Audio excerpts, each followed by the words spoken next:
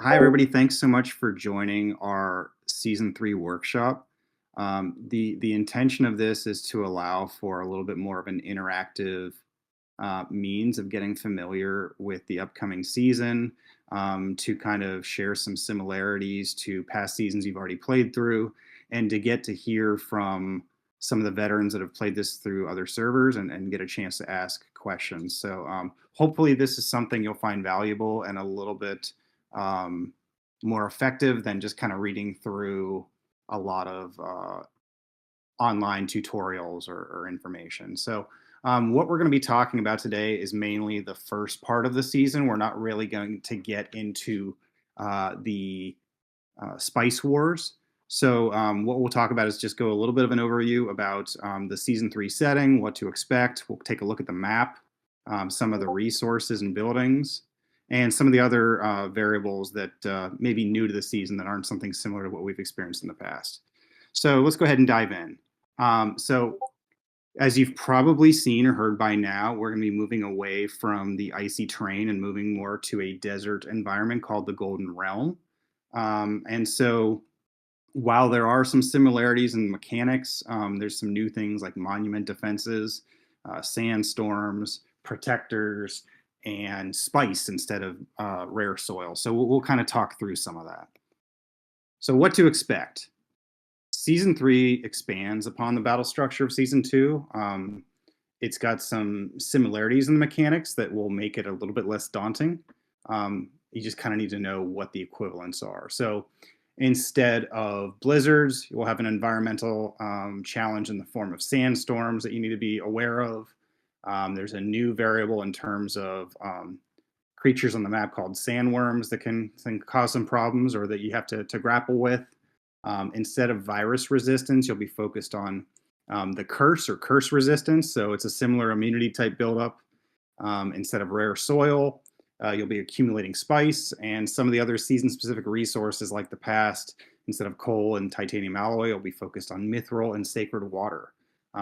And so, like always, there's going to be some new toys to play with. You'll have new hero upgrades, new exclusive weapons, lots of fun stuff we'll get into. So, here is a very small depiction of the map. I know it's kind of tough to see. Essentially, in the middle, instead of the nuclear furnace, you'll have the Great Pyramid.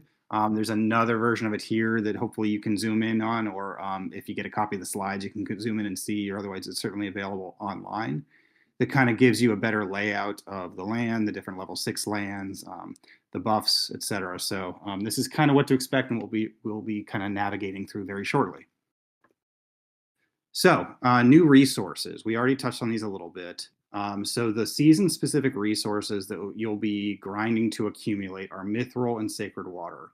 Mithril is the season 3 equivalent to coal, and it's used for constructing and upgrading seasonal structures. Similar to past seasons, these can be acquired in a number of ways, including first level kills on zombies for rewards, on visitors at front of your base, competing season quests, certain goals, killing first bloods on Doomwalkers each day, Desert Ruin radar missions, etc. Your hero return tickets. So early focus can be accumulating that and Sacred Water, which is the equivalent to your titanium alloy from season 2. It's also used for constructing and upgrading seasonal structures. Similarly, you can get that from first time level zombie kill rewards, season goals, hero return tickets, etc. And it's also can be produced from the Alliance Center Sacred Water Hut, which we'll talk a little bit more later.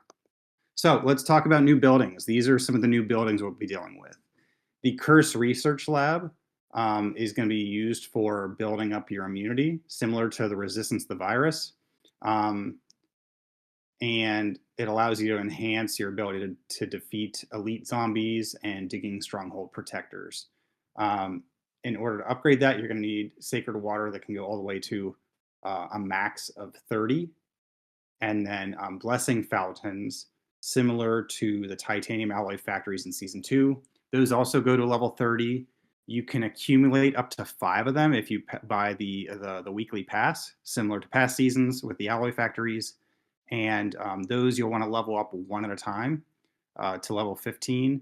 you will kind of upgrade those the same manner, where you'll go level by level. So upgrade them all to level 10, level 12, 11, 12, 13, etc. So keep them consistent with one another as you do your upgrades. And you will need Mithril to make those upgrades. So other new buildings, you've got the altar. This is kind of new, and it is the replacement for the tank, air, and missile bases from seasons 1 and 2. So first thing is a little bit more divergent from the past seasons, and it can help level up your protector's HP, attack, and defense. We'll talk a little bit more about that later. But in essence, you can only build this once your Curse Research Lab is at level 30, similar to how it worked with the tank, air, and missile bases. The Alliance Center is constructed by your Alliance starting on day 2. Once built, it provides spice and provides buffs.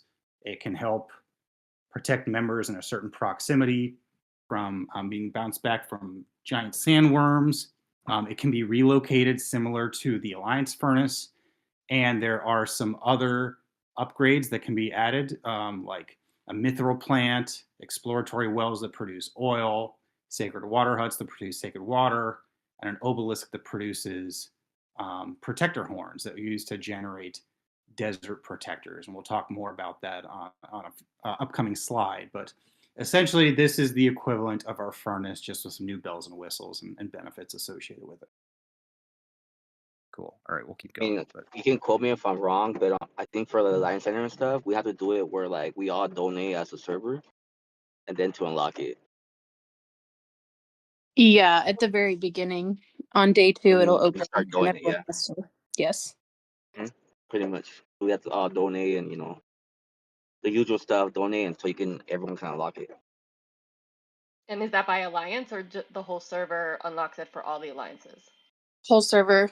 Day 1, you'll unlock, like, you have to donate to get your fountain and that stuff unlocked. Day 2, the server as a whole has to donate to unlock the Alliance Centers. And then you garrison them just like you did with the furnace. cool. Good discussion. Appreciate that.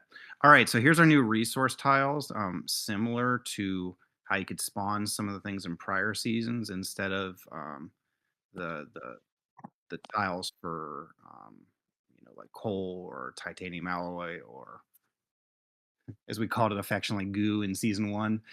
So this will be for oil, mithril, sacred water, same kind of deal, spawn from defeating Doom elites.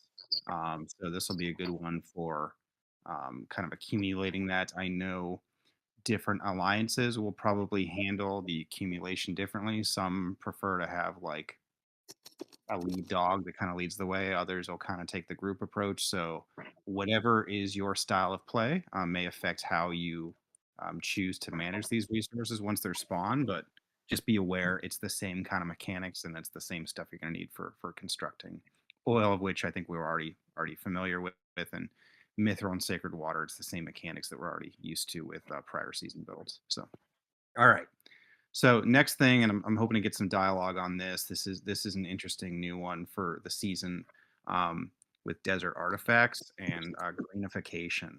So this is kind of similar to the scattered supplies of season 2 that we had some exposure to. So the difference here is we're basically trying to grow plant life essentially to greenify, and once the artifacts appear. It's the same kind of mechanics of using your recon plane to deploy and collect rewards. You can collect to 5 per day.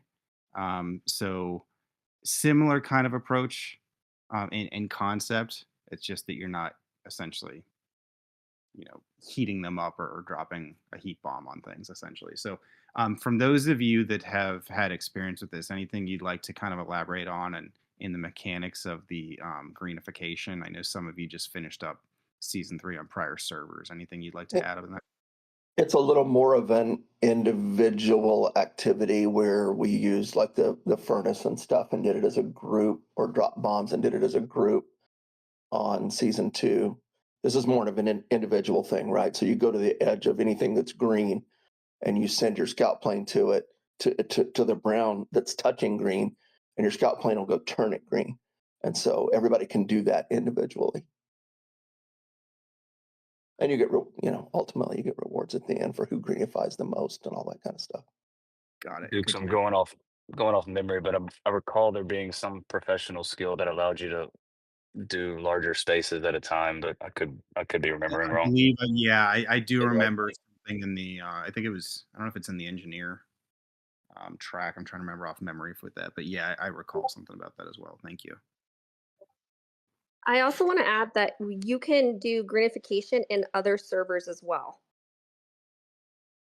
Oh, that's Yeah, good to know. that's Yeah. right. It only helps you. It only helps, your overall score. But there was something, I think Casey was talking about it, about how going to other servers, maybe not first, but as soon as the teleports open and doing greenification there, prioritizing that over your own server. So you can collect like more rewards or something. I'll have to clarify with her, but there was something about that. Good deal. Yeah. All right. So this is a kind of a more unique thing that I don't think we've really been exposed to in the prior seasons. It seems to be one of the more new and unique features of season 3, which are the desert protectors. I kind of view these like our super soldiers essentially. Um, so it's a new type of soldier with enhanced abilities that become available after you unlock the ancient tech, and they can be upgraded to level 10. Above that, we're just going to require other resources like mithril and sacred water. And there are certain features that are unlocked at level 10. They have higher combat powers, and you can carry a certain percentage of them in your total unit capacity. So there is some strategy to how you may want to use these and what you may want to save them for. For example, like once you get into spice wars and things like that. So um, it's a finite resource you have that you maybe want to effectively manage how and when you're using them, but it does add some more benefits to your attack and when utilized in combat. So Yeah, they don't heal. You use them and they're done. exactly. So it's like a one-time hit. So I kind of view So these do like they always die or do they, like, is it dependent? They always They die. die. They always Use die. them Okay. even if they don't die. You use them, they're gone. You use them and they're gone. So be careful. Yeah. To be honest, like when I did season 3, desert protectors, they're good at helping fight, but honestly, I prefer using regular troops because the desert protectors, the main focus that was used on my server was for if you guys didn't know, was for code bosses. They gave you a big juice on code bosses. oh interesting. Oh, Yeah, so if okay. you want to unlock like your new task rewards, like the damage. Yeah. I can't even talk because I'm eating. But when you Yeah, want to unlock like, the extra gifts you get for the damage, code bosses, they're really good for that. They really give you a juice and power and and a lot of times you run a rally with them to hit a really strong monster. too for Okay. So the stronghold. goldies and stuff like that. So we can Now, if hit you those. join if you join 120. a rally where someone's using desert protectors, you can't choose not to use desert protectors. You'll use them too. Oh, that's good to know. Oh, okay. So need to be careful if you don't want to use yours to not join that rally, is what you're saying? Yep. You gotta be very selective. I mean, it warns you. They're gold, and the rally highlights in gold and stuff like that. That's Okay. that was going to be my exact question: is how can you easily differentiate? So there's an indicator there. Okay. Yeah. Hey, Dukes. Yeah. What's up? This isn't my server, so I should probably shut up. But No, by all means. my recollection with the desert protectors is working in unison with the multiple buildings and the timing of how you're trying to take down multiple buildings in one battle and Okay. who's using them and which. There was a lot of correlation on who's using them where and the timing of which buildings. And I know that's what you said was part 2, but if I can be of any help on that part, I'll be happy to. Absolutely. Yeah, that's good feedback, and I appreciate that. And by all means, chime in. That we're all here to kind of learn together. This is, for So everybody. as protectors for garrisoning, is that what you mean, Drew? No, I'm more so talking about what's your team strategy going to be about which building and which order. You would we made the mistake of going in order in buildings and effectively allowed ourselves to have a much larger garrison group on the last building. You're better to take them out in chunks, in my opinion, if it's an even fight. So the other Okay, team can't garrison everything at once. And right. then within that is who's using protectors where because they are limited. Okay. All right. So a few more things on the desert protectors. So based on how many are stationed in your progressive skills unlock. So basically, the number of protectors you have unlocks more abilities there, essentially. So just to kind of give an idea of what it adds and some of the effects on those. So, any questions on that? Yes. Like, Did you go over how to get these protectors? Is it using the same resources as the buildings that we're supposed to build in Rush to 30 for resistance? Is it a completely different mechanic? Do you know? Do you know, Dukes, or do you want me to answer that? No, please. This is for the vets. I'm just the slide guy. You guys go for it. For those, I think you get some of the battle pass when we certain tasks. It gives you like I forgot what the shit's called. I think it's called like a Horn of War or some bull crap. Um, And that's one here, and that's one way to get them. But the let, main let me one jump is in. killing your troops.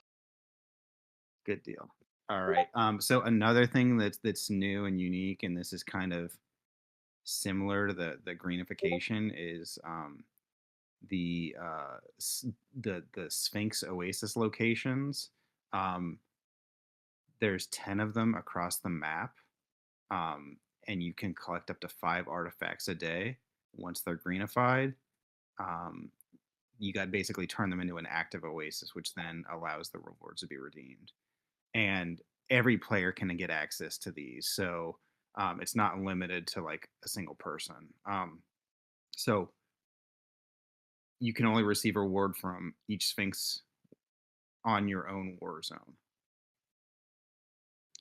Any comments from the group on that from your experience? It seems like it's similar mechanics or an expansion of the greenification concept, just with some more goodies to grab. Cool. All right, another new feature are these golden scarabs flying around the map. You can find scarabs by killing zombies, doom elites, using a trap landmine. So the golden scarabs basically another chance to get some good rewards from finding those. So digging strongholds. This is a concept we're already kind of familiar with. It's similar to the dig sites in season 2. They produce mithril, so they're guarded by mummy guards and golden beasts. Higher levels have stronger defenders. Same kind of deal. Where there's different ones: golden defenders tank, golden strikers aircraft, golden annihilators missile. So um, depending on what you're attacking, you'll want to select your squads accordingly. So they're available from the start of the season, but you're similar to the virus resistance. You're limited by your curse resistance. So it's the same kind of grind to build up your curse resistance.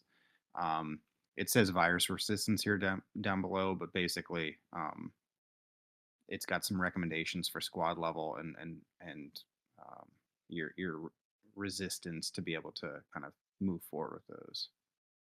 But very similar concept. I think we're all familiar with, so the mechanics should work about the same there. All right, so city captures. This is where you can accumulate spice, which is going to be a key resource for winning season 3 or your success with it. So production levels are based on the level of the land. There are 4 level 6 cities. As Jody mentioned earlier, you can declare twice a day or 2 per day, max of 8 cities, 2 digging strongholds per day, max of 8. So 8 and 8. And so the objective there being to accumulate as much spice as possible, similar to the rare soil mechanics of season 2 and those objectives of how that went. All right.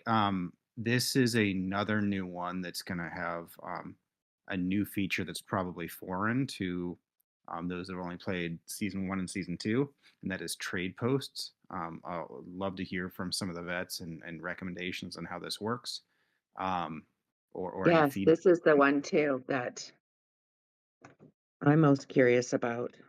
So you Yeah, can so buy from any trade post on any server, and the day the stuff spawns in them for you to buy with diamonds, there's certain things that are more popular than others, and they go very, very quickly. But From a Mark, who standpoint of protects using it? it, Like, is that left to us, or is that left to the bigger guys? Or because I heard that there can be battles over these trade posts yes. I mean, the or server red. that Bama and Roe and me all played on before, even though we had Yeah. 100 people in our alliance, we were not powerful enough to obtain or keep a trade post.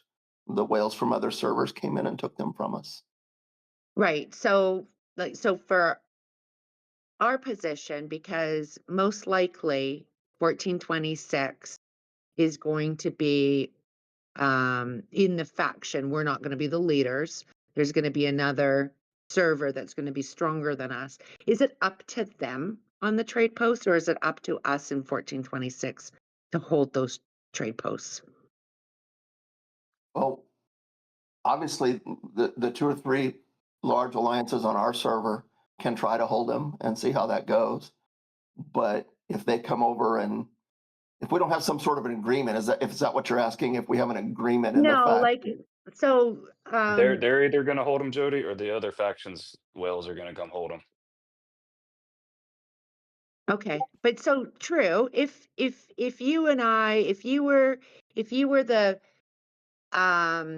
beefier server that had all the other servers underneath of your server, right? In the faction, would you want us holding our own 1426 trade posts, or no, would it's you about want your alliance. bigger? It doesn't Hey, do What's so anything that? for the server. It's about the alliance. It's no different than level 6 cities. If you don't have a gentleman's agreement, somebody can come in and take it, and we'll yeah, try to take it. Okay. just like he's saying. So here's the thing. So trade posts are also, you don't have to touch the land. You don't have to be No, yeah, anywhere no, near it. You can just attack it. right. Now it's all a matter of whether there's an agreement in between the servers or not. Okay. If not, Okay. just go and try and take whatever you can, everything you can. Now there is a protection period of 7 days. After you take it, it can't be attacked Yeah. again for 7 days. I just wonder Uh, how that's going to be explained between our own faction and the enemy faction. See, that's the We'll thing. find Like, out. if don't have to have an agreement, you guys can just fight it out. I mean, it's no different than in season 2 when we had people moving in to take the level 6 cities. We had to defend against it, and sometimes we were successful, and we worked Yeah, To be Jody, together. fair, season 1, Jody, I've those lost alliances, that those shit. alliances are going to hold a bunch of them. Okay. Your So main So, when your these main things goal is spawn, it's going to be all out war, right? Yeah. right. main goal is always gonna be like, if there's no agreements, it's gonna be an all-out war, Okay. and you guys will want to take your own trade posts, like in your own server. Hmm. That way, everybody in your server invests in your server, because you trade your diamonds in return for speed ups and stuff like that. Yeah. I was just curious as to what the dynamics of these trade posts are, because it seems like it's almost bringing server 1 or season 1 into season 3 on a smaller scale. It's yeah, gonna from what it be sounds like, it sounds like season 1 mechanics as far as people being able to come in and take the land, but Yeah. it might be on a schedule like season 2 versus season 1 was 24-hour watches. No, it's 7 days. Like it locks down. So when you take it, it locks down. But if you're Like you holding it and said, that protection has elapsed, it's open. You can't. I don't think you can reset it without the the trading it. city, the cities and everything else is on a schedule, like she said. But the trade Yeah. post, it is also on a schedule, but it's free for all. Right, but your cities and your strongholds can't be taken. No. Trade post No, is the it's whole different war. only It's the a trade separate posts war. that can. Right. Yeah, trade posts are different, separate war. Right. All right. Any more discussion on trade posts? You want to keep moving? Cool. All right. So here's our new toys to play with for the season. Similar to the last few, I think everybody's probably already tracking on these, but so Scarlet will be the next hero to upgrade to UR. So hopefully you all are already following the same mechanics to what we did with Mason and Violet as far as upgrades there and kind of prioritizing getting her built up on your wall to the level so that when you reinvest in her, you can kind of bring her back to 5 stars. So similarly, the other 3 new exclusive weapons that'll be coming out are going to be Marshall and the infamous pronounced Schuler, however you want to argue over it. Skylar. All right. We got to throw down over it later. And McGregor. So, and I believe it's in that order, right? Yeah. So, Marshall being first in week 1, the air in week 3, and then the missile in week 6. So, all right. Fun times. Similar to the prior seasons, you've got your passes you can get, the weekly pass, the VIP pass. There's the season battle pass, 2 tiers of that provides a lot of different benefits: stamina, diamonds, mithril shards, tickets, a lot of the same stuff, and a nameplate with an HP buff, essentially. So a lot of the same stuff we're used to. And the other one comes with protector horns, which we talked about earlier as it relates to some of our ghost troops that we get and the protectors and some of the other benefits there. And that's the 5th blessing fountain through the weekly pass. So similar to what we had with the prior seasons. Some of the other notes, and this is kind of the fun stuff, like the trucks will become camels, which I'm looking forward to. I think a lot of us are already tracking about the cat base skin gives the speed ups and the season 3 benefit, and the buffs associated with it. There is also, and I think it's on another slide, talking about the pyramid. I'll get into that in a minute. There's an event called the Sandworm Crisis, where there's rewards earned by hunting sandworms, ranging in different sizes. And I think we already talked about the Golden Scarab, so I won't go over that too much more. So priorities, I think many get overwhelmed from, that server reset, and you're kind of thrown into all this brand new stuff and you're overwhelmed. So having a game plan for your alliance, and especially for folks to kind of focus on what the first couple of days priorities are, is always helpful. Just kind of make sure you're ticking the right boxes. So making sure your alliance is positioned where you want to be, using War Fever as needed for attacks to gain the buff there, as you kind of slowly build up your curse resistance. Look at ways to reduce costs for blessing fountains and curse research. Use rallies with your rally leader, with the leading virus resistance. These are all concepts we've already leveraged and used through season 1 and season 2. Low virus resistance players can start rallies with a weak squad while the higher resistance allies join in. I know with a lot of folks that are kind of gung-ho about building up their immunity as quickly as possible to kind of help lead the alliance forward. And so I imagine many of our alliances will follow that same approach, just kind of to build everybody up. So the lead dogs will kind of help everybody not lag behind there. So having a resistance leader to kind of help with that is often a popular approach that's used across many servers. So starting the season with stacked radar missions can help get you some mithril rewards early. Also, holding off on doing your Doom Walkers until season 3 starts to get and kill the highest level you can get you some mithril on the first kill. Higher levels give no additional mithril, so that's important to know. And then obviously we already talked about the passes you can get to kind of get that working and building up some of those benefits. The Eternal Pyramid, this is one that's been a source of confusion in the past. This is not the base skin. This is the deco buff for season 3. So that is an optional seasonal boost that may be worth getting if you don't already have it. The Protector's Field, focusing on that day 1, week 1, only to level 10. As mentioned earlier, that's because levels 11 onwards will require mithril and sacred water that you need to prioritize elsewhere, presumably. So kind of pace yourself accordingly. Level 10 unlocks all the Desert Protector features. So that's the objective of getting to level 10. So same routine as before, start killing the small zombies early, get those first kill rewards, get some of those benefits and build up and start working on your blessing fountains. As discussed earlier, we're going to follow the same approach of evenly upgrading them, like level 16 and level 17, etc. If you've got that 5th one from the weekly pass, that helps.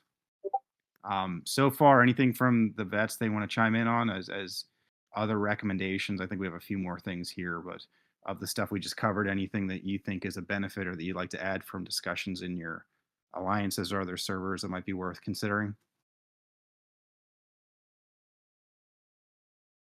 There's some talk in the chat about that 10-minute window between reset and the game update, where you want to hold on to your trucks and send them just before that window's up so that they auto return home and likely won't get plundered.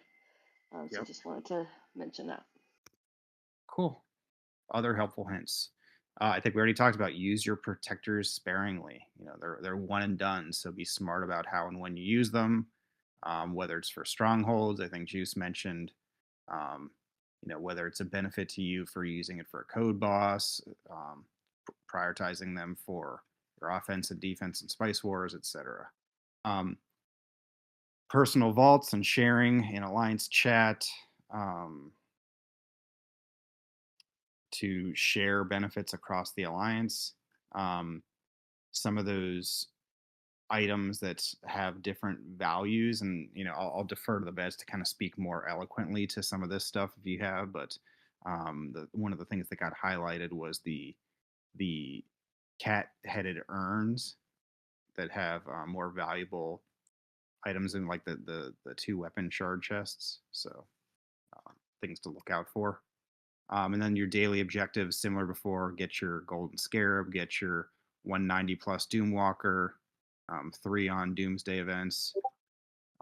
And then for Spice Wars, we'll probably cover more of this in the next presentation we do, but there's a little bit more that you can look forward to with the benefits of the Warlord and now the Muse getting some cool features to bring into Spice Wars.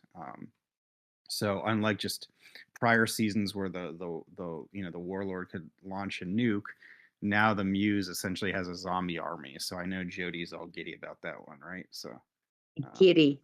we look forward to Fucking giddy. your Canadian zombies to kind of run It's a lot like Zombie Siege, only they're mummies attacking your enemy. That's awesome. Hopefully don't put me to sleep as much. So. All right, and we already talked about greenification. Here's what we talked about earlier. I think the skill that somebody called out that can be unlocked to expand the plot of land that can be greenified. 4K profession XP per 10 stamina. And then I think there was some discussion earlier about the tactics of using your traps to bounce enemies. I don't know if anybody wants to expand upon that from their experience or anything else they'd like to add. That's kind of the laundry list of little tidbits we have for early days here. It's a little bit early for this, but first, before I say that, when he said that about the 190 Doomwalker, that's really important early on because you get 207,000 mithril if it's 190 or above. So if you can't take a 190 by yourself, just join one. Just join one where the leader can do it, because it's really important to always do 190 or above. In fact, it'll be hard to find 190s because the whole server will be looking for them 190s and above. Absolutely. And the other thing, it's premature, but when you get to Spice Wars, don't just attack their alliance center and destroy it, because you'll win the war if you do. But 30% of the spice shit you can get comes from the other buildings, and the war is over once you take their administrative center. Their Right, I alliance heard center, that. right? You want to take So the outer buildings first, right? if unless it's just you're going to get lucky to beat this alliance, and so you just all hit one building to try to win the game. If you possibly can, take the outer buildings because you'll get 30% more spice. Okay. So even if you take the outer buildings and you're not able to take the alliance center, Yeah, you can get technically 30. you still You win can because you're getting more spice, or no, if they defend the alliance center, they win. If you take the alliance center, you win. But you can Right. get some spice by taking the outer buildings.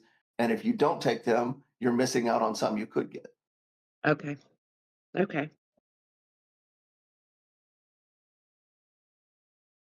Good info. Appreciate that. Thank you. All right. Anybody else have anything they want to talk about here? I just want to give a quick time check. I'm not sure how much is left, but you are at 8:47. We have about 10 minutes till reset. Yeah, this is the last slide, so we'll kind of go open forum what everybody else has. So this is just Great. kind of a summary cheat sheet, which is just kind of your reminders of like the season 2 and season 3 equivalents and just some of the notes about that. So spice is your rare soil, mithrils are coal, sacred waters your alloy, blessing fountains are the alloy factories, etc. So a lot of the mechanics you've learned and a lot of the concepts you've learned in prior seasons are kind of have a new shade of lipstick on them, but they still kind of operate similarly. So it should be familiar. And I think once people kind of have that down, you kind of get back into muscle memory of some of the same mechanics there. So hopefully that will help. And as I think I mentioned at the beginning of this, for anybody that finds this valuable, I know there's plenty of vets on here with a lot of great resources that they're probably already sharing, but if you see any value in bringing this back to your alliance, I can send you the slides. We are recording this. We tend to post those up on YouTube, so we can send you a link to that. We're out to just kind of help everybody. We appreciate the camaraderie. We appreciate the chance to kind of help and learn from each other. And I'm glad y'all had a chance to kind of sit in. So with that said, any questions from the audience that you all wanted to bring up, or from the vets, anything else that you wanted to weigh in on or recommend, or anything else that maybe wasn't covered in these slides that you think would be important to highlight now? I'd just like to say thanks, Dukes. Big Yeah, I kudos to them. second that. Thank you, Dukes. Cool. Thank you, Dukes.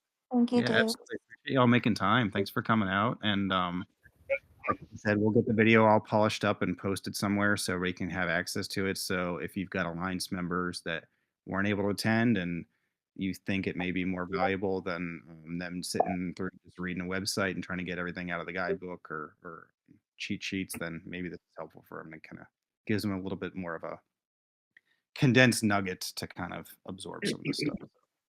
So cool. I think that's all we got for today. If nothing else, Thanks, everyone.